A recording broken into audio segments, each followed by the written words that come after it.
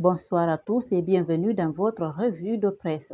Dr Ibrahima Kourouma, ancien ministre de la Ville et de l'Aménagement du Territoire, ainsi que Mohamed Senk Sankon, son directeur des affaires financières, ont comparu devant la Chambre de jugement de la Cour de répression des infractions économiques et financières CRIEF ce mercredi 15 janvier 2025.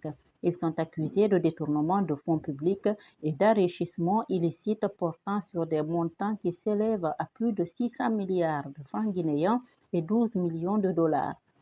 Ces faits seraient liés à leur gestion au sein du gouvernement d'Alpha Condé, causant un préjudice à l'État guinéen.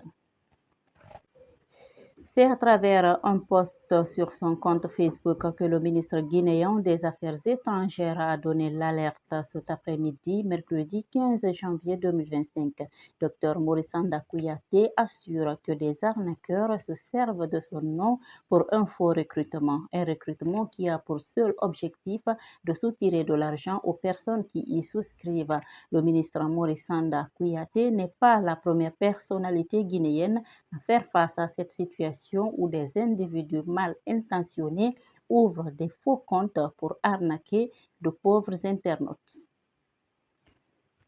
C'est un fait inédit qui s'est produit dans la nuit du lundi 13 au mardi 14 janvier 2025 au quartier Madina Koura dans la sous-préfecture de Kintinia, préfecture de Sigiri. Fidel Camara, un homme âgé d'une trentaine d'années, a été mis aux arrêts. Il est accusé d'avoir entretenu des rapports sexuels avec sa fille de 14 ans.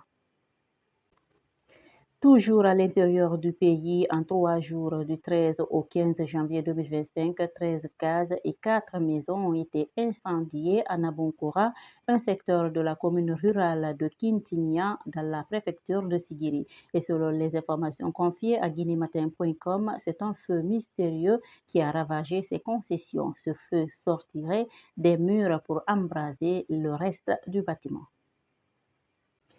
Sport pour finir, après avoir effectué des séances d'entraînement lors du regroupement dans un réceptif hôtelier à Conakry, le Sili national senior de handball est arrivé mardi 14 janvier 2025 en Croatie sans ordre de mission. La délégation guinéenne risque d'être délogée de leur hôtel faute de frais d'hébergement, a appris guinématin.com à travers un de ses reporters. La première participation de la Guinée au championnat du monde handball masculin de handball senior devient de plus en plus compliquée pour les athlètes et leurs délégations. Ils ont bougé à Conakry sans ordre de mission ni prime. Pire, ils seront virés de leur hôtel si rien n'est fait dans les 2 jours. La Guinée est la seule équipe venue à cette compétition sans un document officiel de l'État.